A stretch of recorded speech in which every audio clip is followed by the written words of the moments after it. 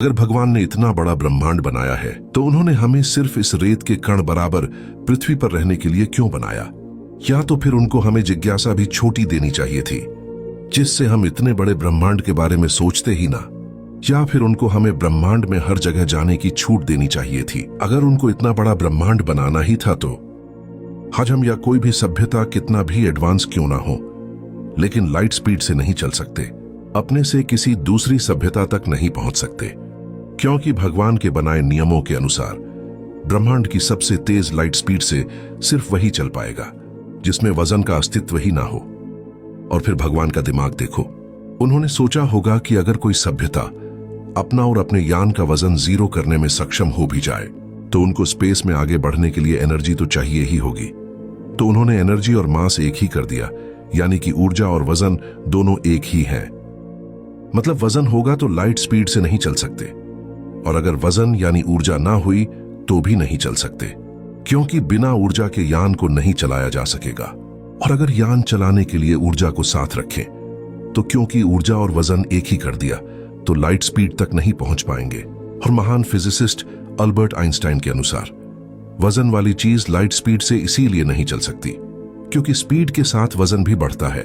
मतलब स्पेस में अगर कोई चीज जैसे जैसे अपनी रफ्तार तेज करती रहेगी वैसे वैसे उसका मास यानी वजन भी बढ़ने लगेगा, जिससे एक समय पर उसका वजन उसमें यूज होने वाली ऊर्जा से डबल हो जाएगा। और आप भी भली भांति जानते होंगे, किसी चीज में जितना वजन होता है उसे आगे धकेलने के लिए उससे 2 गुना ऊर्जा की आवश्यकता होती है, अगर उसकी रफ्तार लगातार बढ़ाते रहना है।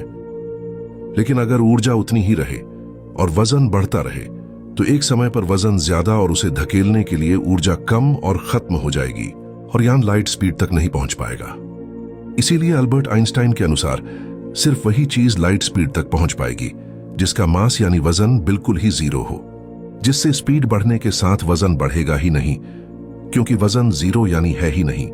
लेकिन भगवान ने ऊर्जा और वजन को एक ही बना दिया, जिससे ऊर्जा के बिना यान नहीं चलेगा, और यान चलाने के लिए ऊर्जा साथ रखने पर ऊर्जा में वजन होने से स्पीड बढ़ने के साथ वजन बढ़ने लगेगा और एक समय पर वजन ही ऊर्जा से डबल हो जाएगा। मतलब यान और अपना वजन जीरो करके भी कोई फायदा नहीं होगा।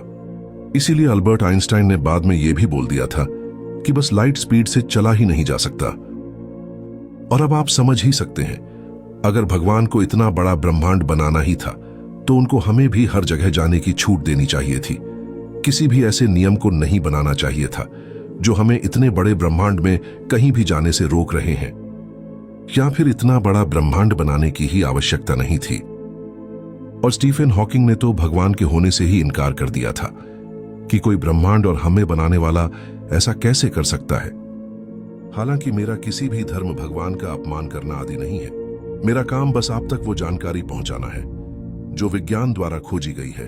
और ये जानकारी आपको कैसी लगी मुझे कमेंट करके जरूर बताना।